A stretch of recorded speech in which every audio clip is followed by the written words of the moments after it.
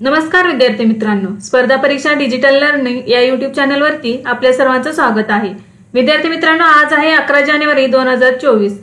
तर विद्यार्थी मित्रांनो, काल आपण काही कारणास्तव व्हिडिओ अपलोड केलेला नव्हता, तर आज आपण 10 आणि 11 अशा दोन्ही दिवसाची चालू घडामोडीचे घटक अभ्यासणार आहोत। चला तर मग आजच्या व्हिडिओला सुरुवात करूया। फर्स्ट क्वेश्चन आहे, गोल्डन ग्लोब पुरस्कार 2024 मध्ये सर्वोत्कृष्ट चित्रपटाचा पुरस्कार कोणाला मिळाला आहे? तर याचे योग्य उत्तर आहे ओपेनहायमर। तर 81वा गोल्डन ग्लोब पुरस्कार सोहळा वेवर्ली हिल्स, कॅलिफोर्निया, USA येथे जानेवारी 2024 मध्ये पार पडला। कधी झालेला आहे हा? तर जानेवारी 2024 मध्ये झालेला आहे। कोठे झाला? तर USA म्हणजेच अमेरिकेतील कॅलिफोर्निया येथे झाला। आणि हा कितवी आवृत्ती होती? तर गोल्डन ग्लोब पुरस्काराची ही 81वी आवृत्ती होती। तर गोल्डन ग्लोब अवॉर्ड 2024 मध्ये बार्बी या चित्रपटाला सर्वाधिक 9 आणि ओपनहायमरला 8 श्रेणींमध्ये नामांकन मिळाले आहे। तर गोल्डन ग्लोब पुरस्कार हे अमेरिकन आणि आंतरराष्ट्रीय चित्रपट आणि टेलिव्हिजन या दोन्ही क्षेत्रातील उत्कृष्टता कार्यासाठी दिले जातात। कोणत्या क्षेत्रासाठी दिले जातात? तर अमेरिकन आणि आंतरराष्ट्रीय चित्रपट आणि टेलिव्हिजन या दोन क्षेत्रासाठी हा पुरस्कार दिले जातात। तर 1944 मध्ये लॉस एंजेलिस येथे पहिला गोल्डन ग्लोब पुरस्कार आयोजित करण्यात आला होता। हे पुरस्कार हॉलिवूड फॉरेन प्रेस असोसिएशन द्वारे दिले जातात। तर आपण गोल्डन ग्लोब पुरस्कार 2024 संदर्भात माहिती पाहूया।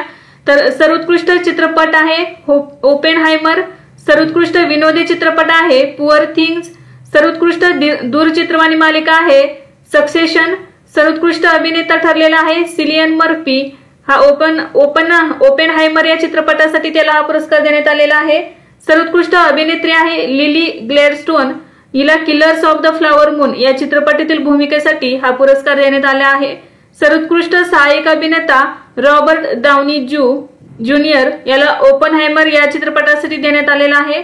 सर्वोत्कृष्ट सहाय्यक अभिनेत्री दाविनी द हेरोन जॉय रुडॉल्फ, सर्वोत्कृष्ट अॅनिमेशनपट द बॉय अँड, सर्वोत्कृष्ट दिग्दर्शक ख्रिस्तोफर नोलन यांना ओपेनहायर या चित्रपटासाठी हा पुरस्कार देण्यात आलेला आहे।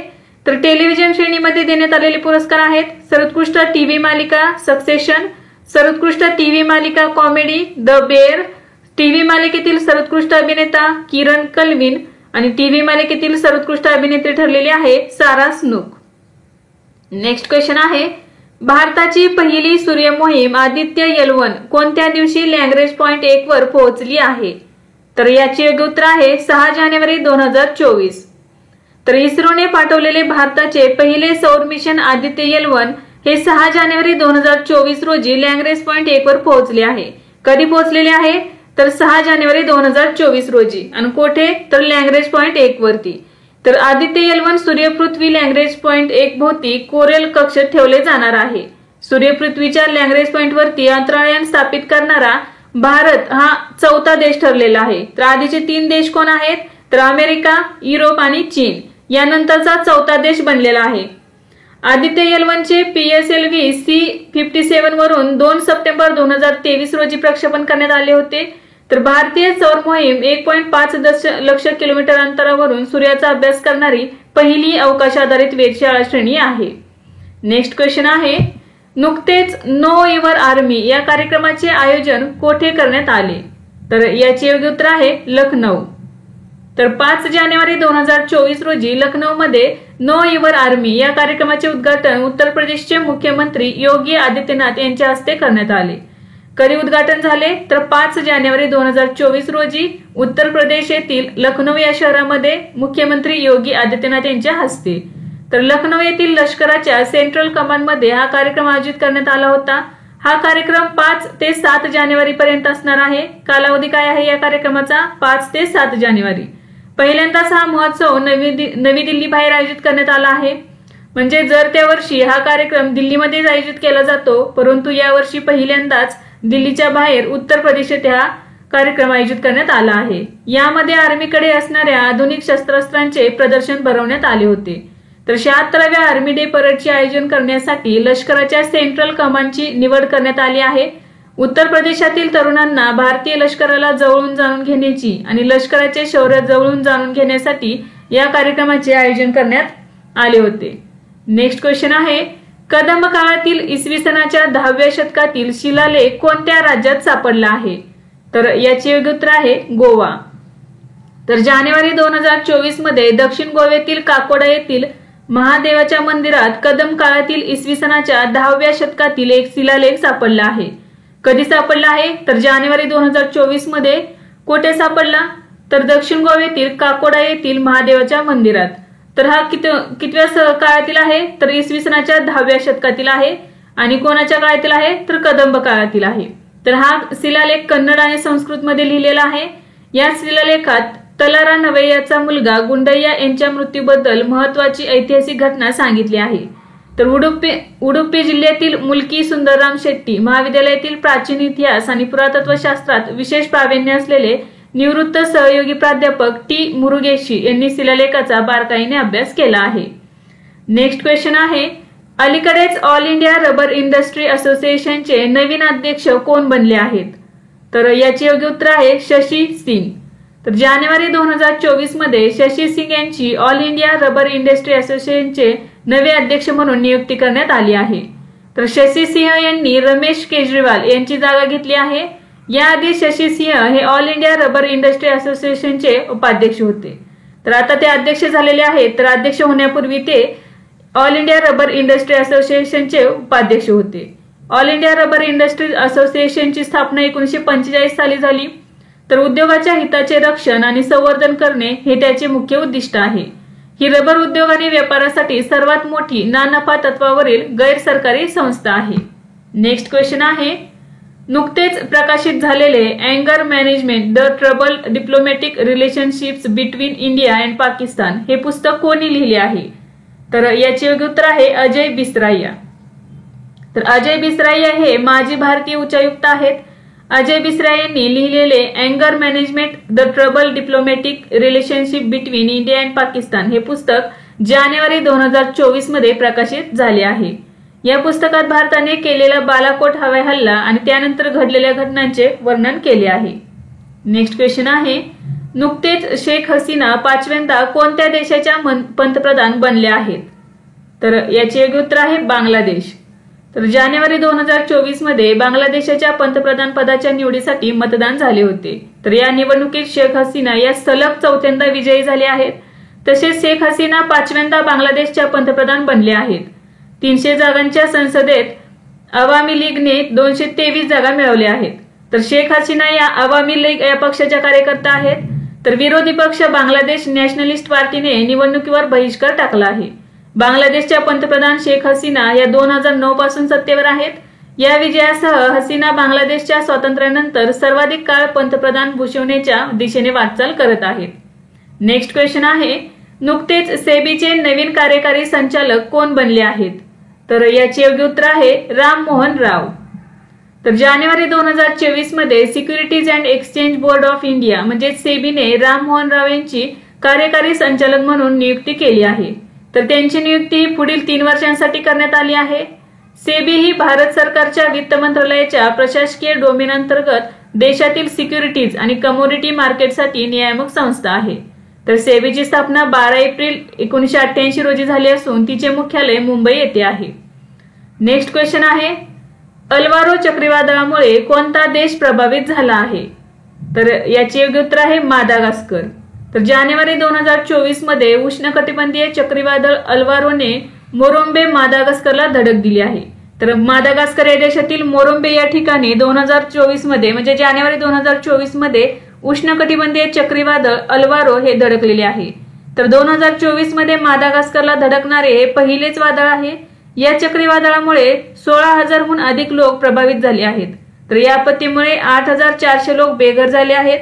मादागास्कर हा हिंदी महासागरातील एक बेटावर वसलेला देश आहे. नेक्स्ट क्वेश्चन आहे, कोणत्या देशाने नुकतेच हिमबिबट्याला राष्ट्रीय चिन्ह म्हणून घोषित केले आहे? तर याचे योग्य उत्तर आहे किर्गिस्तान. तर जानेवारी 2024 मध्ये हिमबिबट्याला किर्गिस्तान देशाचे राष्ट्रीय चिन्ह म्हणून घोषित करण्यात आले आहे. तर IUCN अंतर्गत हिमबिबट्याला दुर्मिळ प्राण्यांच्या श्रेणीमध्ये ठेवण्यात आले आहे. तर हिमबिबट्या हा 9,800 ते 17,000 फूट उंचीवर पर्वतीय भागात आढळतात. हिमबिबट्या जवळपास 12 देशांमध्ये आढळतात. तर भारतातील लडाख केंद्रशासित प्रदेश आणि हिमाचल प्रदेशचा राज्य प्राणी हिमबिबट्या आहे. तर भारतातील 2 राज्यांचा म्हणजे लडाख या केंद्रशासित प्रदेशाचा आणि हिमाचल प्रदेशचा राज्य प्राणी आहे हिमबिबट्या. तर हिमबिबट्याचे शास्त्रीय नाव आहे पॅन्थेरा अनासिया. तो मध्य आणि दक्षिण आशियातील पर्वतीय प्रदेशात आढळतो. आंतरराष्ट्रीय हिमबिबट्या दिवस 23 ऑक्टोबर रोजी साजरा केला जातो. तर आंतरराष्ट्रीय हिमबिबट्या दिवस कधी साजरा करण्यात येतो? तर प्रत्येक वर्षी 23 ऑक्टोबर रोजी. नेक्स्ट क्वेश्चन आहे, आशियाई ऑलिम्पिक पात्रता स्पर्धेत पुरुषांच्या 10 मीटर एअर पिस्तूल सांघिक स्पर्धेत कोणत्या संघाने सुवर्ण पदक जिंकले आहे? तर याचे योग्य उत्तर आहे भारत. तर भारतीय नेमबाजांनी जानेवारी 2024 मध्ये झालेल्या जकार्ता इंडोनेशिया येथील आशियाई ऑलिम्पिक पात्रता स्पर्धेत पुरुषांच्या 10 मीटर एअर पिस्तूल सांघिक स्पर्धेत सुवर्ण पदक पटकावले आहे. तर कोठे झालेली आहे ही पात्रता स्पर्धा? तर इंडोनेशिया देशातील जकार्ता येथे. तर भारताच्या वरुण तोमर, अर्जुन सिंग चीमा आणि उज्ज्वल मलिक यांच्या भारतीय संघाने अव्वल स्थान मिळवले आहे. या स्पर्धेत इराणने रौप्य तर कोरियाने कांस्य पदक जिंकले आहे. नेक्स्ट क्वेश्चन आहे, नुकतेच भारतातील कोणत्या शहरांना आंतरराष्ट्रीय वेटलँड म्हणजेच पाणथळ सिटी म्हणून नामांकित करण्यात आले आहे? तर याचे योग्य उत्तर आहे इंदूर, भोपाळ आणि उदयपूर. तर जानेवारी 2024 मध्ये भारतातील इंदोर, भोपाळ आणि उदयपूर या 3 शहरांना आंतरराष्ट्रीय पाणथळ शहरांसाठी नामांकित करण्यात आले आहे. तर या योजनेचे उद्दिष्ट हे शहरी पाणथळ भूभागांचे संवर्धन आणि सुज्ञ वापर तसेच स्थानिक लोकसंख्येसाठी शाश्वत सामाजिक आर्थिक लाभ मिळवून देणे हे आहे. नेक्स्ट क्वेश्चन आहे, नुकतेच छोट्या उपग्रहांच्या विकासासाठी केंद्रीय मंत्रिमंडळाने इस्रो आणि कोणत्या देशातील कराराला मंजुरी दिली आहे? तर याचे योग्य उत्तर आहे मॉरिशस. तर जानेवारी 2024 मध्ये केंद्रीय मंत्रिमंडळाने इस्रो आणि मॉरिशस यांच्यातील कराराला मंजुरी दिली आहे. तर 1 नोव्हेंबर 2023 रोजी भारतीय अंतराळ संशोधन संस्थेने Mauritius research and innovation council सोबत हा करार केला होता. तर या करारांतर्गत इस्रो मॉरिशसला छोट्या उपग्रहांच्या विकासासाठी मदत करणार आहे. याशिवाय इस्रोला पोर्ट लुईस मॉरिशस येथे त्याच्या उपग्रहांवर लक्ष ठेवण्यासाठी बेस स्टेशन देण्यात येणार आहे. कोठे बेस स्टेशन बनवण्यात येणार आहे? तर मॉरिशस येथील पोर्ट लुईस येथे. या करारानुसार उपग्रह प्रक्षेपणाचा सर्व खर्च भारत सरकार करणार आहे. तर या करारानुसार इस्रो आणि Mauritius research and innovation council पुढील 15 महिन्यात छोटे उपग्रह विकसित करणार आहेत. नेक्स्ट क्वेश्चन आहे, नुकतेच भारतातील पहिल्या हायजेनिक स्ट्रीट फूड प्रसादमचे उद्घाटन कोठे करण्यात आले? तर याचे योग्य उत्तर आहे उज्जैन, मध्य प्रदेश. तर जानेवारी 2024 मध्ये मध्य प्रदेशचे मुख्यमंत्री डॉक्टर मोहन यादव यांनी उज्जैनमधील श्री महाकाल लोक येथे देशातील पहिल्या आरोग्यदायी आणि उच्चजेनिक फूड स्ट्रीट प्रसादमचे उद्घाटन केले आहे. कोणी केलेले आहे? तर मध्य प्रदेशचे मुख्यमंत्री डॉक्टर मोहन यादव यांनी. कधी? तर जानेवारी 2024 मध्ये. आणि ठिकाण कोणते आहे? तर मध्य प्रदेश राज्यातील उज्जैन या ठिकाणी महाकाल लोक येथे. तर प्रसादम तयार करण्यासाठी 1,75,00,000 रुपये खर्च करण्यात आला आहे. उज्जैन नंतर देशभरात 100 ठिकाणी हे फूड स्ट्रीट उघडण्यात येणार आहेत. तर येथे विविध खाद्यपदार्थांचे स्टॉल असतील जेथे उज्जैनचे स्थानिक स्वादिष्ट पदार्थही मिळतील. नेक्स्ट क्वेश्चन आहे, नुकतीच जागतिक व्यापार संघटनेचे म्हणजेच WTO चे स्थायी प्रतिनिधी म्हणून कोणाची नियुक्ती करण्यात आली आहे? तर याचे योग्य उत्तर आहे सेंथिल पांडियन सी. तर जानेवारी 2024 मध्ये केंद्र सरकारने सेंथिल पांडियन सी यांची पुढील 3 वर्षांसाठी जिनिव्हा येथील जागतिक व्यापार संघटनेत भारतीय राजदूत म्हणून नियुक्ती केलेली आहे. तर भारतीय राजदूत हे कायम प्रतिनिधी म्हणून नियुक्त केलेले आहेत. तर त्यांचा कार्यकाल हा मार्च 2024 पासून सुरू होणार आहे. तर ते कार्यभार कधी स्वीकारणार आहेत? तर मार्च 2024 मध्ये. तर ते उत्तर प्रदेश केडरचे 2002 च्या बॅचचे IAS अधिकारी आहेत. ते WTO मध्ये ब्रिजेंद्र नवनीत यांची जागा घेतील. तर जागतिक व्यापार संघटनेची स्थापना 1995 मध्ये. मुख्यालय आहे जिनिव्हा, स्वित्झर्लंड आणि सध्याचे महासंचालक आहेत नगोजी ओंकोजी इवेला. नेक्स्ट क्वेश्चन आहे, नुकतीच योगश्री योजना कोणत्या राज्यात सुरू करण्यात आली आहे? तर याचे योग्य उत्तर आहे पश्चिम बंगाल. तर पश्चिम बंगालच्या मुख्यमंत्री ममता बॅनर्जी यांनी योगश्री ही नवीन समाज कल्याण योजना जानेवारी 2024 मध्ये सुरू केली आहे. तर योगश्री योजना कोणत्या राज्याने सुरू केलेली आहे? तर पश्चिम बंगाल या राज्याने. कधी सुरू केलेली आहे? तर जानेवारी 2024 मध्ये. तर ही योजना कशा संदर्भात आहे? तर या योजनेअंतर्गत स्पर्धा परीक्षांची तयारी करणाऱ्या अनुसूचित जाती आणि जमातीच्या विद्यार्थ्यांना मोफत प्रशिक्षण देण्यात येणार आहे. तर या योजनेअंतर्गत राज्यात 50 प्रशिक्षण केंद्रे स्थापन करण्यात आली आहेत. नेक्स्ट क्वेश्चन आहे, आंतरराष्ट्रीय पर्पल फेस्टिवल 2024 कोणत्या राज्यात आयोजित करण्यात आला आहे? तर याचे योग्य उत्तर आहे गोवा. तर गोव्यात 8 जानेवारी 2024 रोजी आंतरराष्ट्रीय पर्पल महोत्सव 2024 सुरू झाला आहे. तर कोणत्या राज्यात आयोजित करण्यात आलेला आहे? तर गोव्यामध्ये. तर उद्घाटन किंवा सुरू कधी झालेला आहे? तर 8 जानेवारी 2024 रोजी. आणि कशा संदर्भात आहे? तर भारतातील दिव्यांग व्यक्तींसाठीचा हा पहिलाच समावेशक महोत्सव आहे. तर भारतातील दिव्यांग व्यक्तींसाठी हा महोत्सव आयोजित करण्यात आलेला आहे. त्याचा कालावधी आहे 8 ते 13 जानेवारी 2024. तर या महोत्सवाच्या उद्घाटनावेळी गोव्याचे मुख्यमंत्री प्रमोद सावंत प्रमुख पाहुणे म्हणून उपस्थित होते. तर संगीत, नृत्य आणि मनोरंजनातील आकर्षक कार्यक्रमांद्वारे दिव्यांगजनांची प्रतिभा प्रदर्शित करणे हा या महोत्सवाचा मुख्य उद्देश आहे. तर हा कार्यक्रम गोव्याच्या अपंग व्यक्तीच्या राज्य आयुक्त कार्यालयाने आयोजित केला आहे. नेक्स्ट क्वेश्चन आहे, कोणता देश 2024 मध्ये युनेस्को जागतिक वारसा समितीच्या 46व्या सत्राचे अध्यक्षपद भूषवणार आहे? तर याचे योग्य उत्तर आहे भारत. तर युनेस्कोच्या जागतिक वारसा समितीच्या 46व्या सत्राचे भारत प्रथमच अध्यक्ष आणि यजमानपद भूषवणार आहे. हा कार्यक्रम 21 ते 31 जुलै दरम्यान नवी दिल्ली येथे होणार आहे. तर जागतिक वारसा समिती वर्षातून एकदा जागतिक वारसा परिषदेचे आयोजन करते. तर ही समिती जागतिक वारसा यादीत कोणत्याही देशाची कोणतीही जागा किंवा मालमत्ता समाविष्ट करायची की नाही याचा निर्णय घेते. तर युनेस्कोची स्थापना ही 16 नोव्हेंबर 1945. मुख्यालय आहे पॅरिस, फ्रान्स येथे. महासंचालक आहेत ऑड्रे ॲझोले. तर सदस्य आहेत 193 सदस्य आणि 11 सहयोगी सदस्य. युनेस्कोचे भारताचे स्थायी प्रतिनिधी आहेत विशाल व्ही वर्मा. नेक्स्ट क्वेश्चन आहे, नुकतीच national investment and infrastructure fund limited म्हणजेच NIIFL चे CEO आणि MD म्हणून कोणाची नियुक्ती करण्यात आली आहे? तर याचे योग्य उत्तर आहे संजीव अग्रवाल.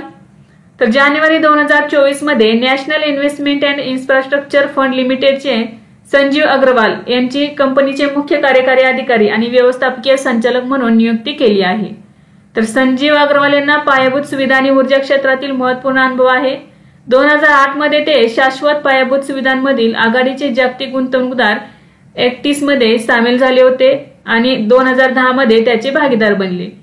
तर यामध्ये सामील होण्यापूर्वी अग्रवाल यांनी सिटी ग्रुप आणि ANZ इन्व्हेस्टमेंट बँक सोबत भारतीय ऊर्जा आणि पायाभूत सुविधा क्षेत्रात काम केले आहे. नेक्स्ट क्वेश्चन आहे, अलीकडेच कोणत्या देशाने लक्षद्वीपमध्ये निर्जलीकरण म्हणजेच डिसॅलिनेशन कार्यक्रम सुरू केला आहे? तर याचे योग्य उत्तर आहे इस्रायल. तर इस्रायल लक्षद्वीपमध्ये 9 जानेवारी 2024 रोजी डिसॅलिनेशन कार्यक्रम सुरू करणार आहे. तर इस्रायलच्या या निर्णयामुळे लक्षद्वीपमधील पर्यटनाला चालना मिळणार आहे.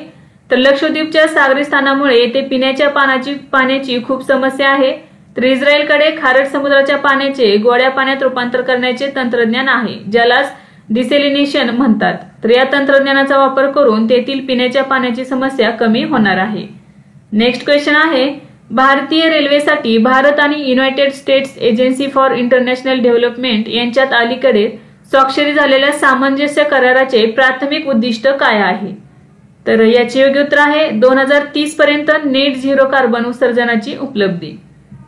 तर जानेवारी 2024 मध्ये पंतप्रधान नरेंद्र मोदी यांच्या अध्यक्षतेखालील केंद्रीय मंत्रिमंडळाने भारत आणि United states agency for international development यांच्यात स्वाक्षरी केलेल्या सामंजस्य कराराला मंजुरी दिली आहे.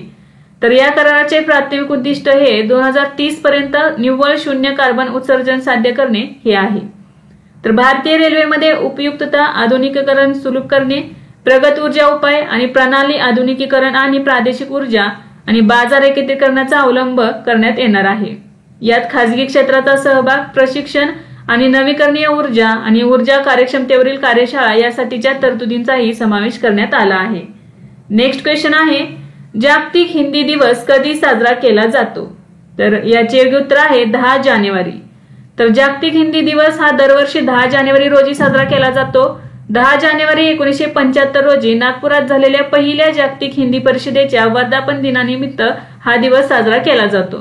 तर जागतिक हिंदी दिवस 2024 ची थीम आहे हिंदी, पारंपरिक ज्ञान आणि कृत्रिम बुद्धिमत्ता जोडणे. पहिला जागतिक हिंदी दिवस 2006 मध्ये तत्कालीन पंतप्रधान डॉक्टर मनमोहन सिंग यांनी साजरा केला होता. नेक्स्ट क्वेश्चन आहे, अलीकडेच भारतीय ऑलिम्पिक संघटनेचे मुख्य कार्यकारी अधिकारी म्हणून कोणाची नियुक्ती करण्यात आली आहे? तर याचे योग्य उत्तर आहे रघुराम अय्यर. तर रघुराम अय्यर यांची जानेवारी 2024 मध्ये भारतीय ऑलिम्पिक संघटनेचे मुख्य कार्यकारी अधिकारी म्हणून नियुक्ती करण्यात आली आहे. सुप्रीम कोर्टाने स्थापन केलेल्या पॅनलने तयार केलेल्या नवीन नियमानुसार ही नियुक्ती करण्यात आली आहे. यापूर्वी रघुराम अय्यर हे IPLच्या राजस्थान रॉयल्स संघाशी संबंधित होते. भारतीय ऑलिम्पिक संघटनेची स्थापना 1927 साली झाली. भारतीय ऑलिम्पिक संघटनेच्या वर्तमान अध्यक्ष आहेत PT उषा. तर भारतीय ऑलिम्पिक संघटना ही भारतातील ऑलिम्पिक चळवळ आणि राष्ट्रकुल खेळांशी प्रशासकीय संस्था आहे. ऑलिम्पिकमध्ये भारताचे प्रतिनिधित्व करण्यासाठी खेळाडूंची निवड करण्याची जबाबदारी या संघटनेवर असते. नेक्स्ट क्वेश्चन आहे, भारतातील 1 लाख विकासकांना AI तंत्रज्ञानावर कौशल्य देण्यासाठी कोणत्या कंपनीने अलीकडेच AIODC उपक्रमाची घोषणा केली आहे? तर याचे योग्य उत्तर आहे मायक्रोसॉफ्ट. तर जानेवारी 2024 मध्ये मायक्रोसॉफ्ट इंडियाने AIODC नावाच्या उपक्रमाचे अनावरण केले आहे. या उपक्रमांतर्गत भारतातील 1 लाख विकासकांना कृत्रिम बुद्धिमत्ता तंत्रज्ञान आणि साधनांमध्ये प्रशिक्षित करण्यात येणार आहे. तर 1 महिन्याच्या कालावधीत विकासकांना सर्वसमावेशक AI प्रशिक्षण देऊन देशात AI प्रवाह आणि अवलंबनाला प्रोत्साहन देणे हे या कार्यक्रमाचे मुख्य उद्दिष्ट आहे. नेक्स्ट क्वेश्चन आहे, गॅब्रियल अटल कोणत्या देशाचे पंतप्रधान होणार आहेत? तर याचे योग्य उत्तर आहे फ्रान्स. तर गॅब्रियल अटल हे फ्रान्स देशाचे पंतप्रधान होणार आहेत.